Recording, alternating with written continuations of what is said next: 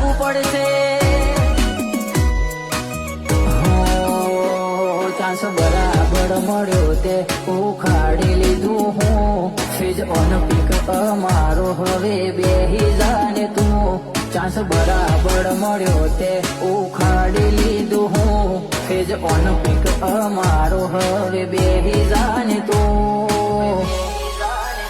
એકદમ હોપા વાળો નજરોણો જો કે હરી ગરજે. લાલ લાલ હોય બધા સીન જો અમારું વેર વરહે. તારાથી આ જન્મે રેસ ના થાય, તાર ફરી આવવું પડશે.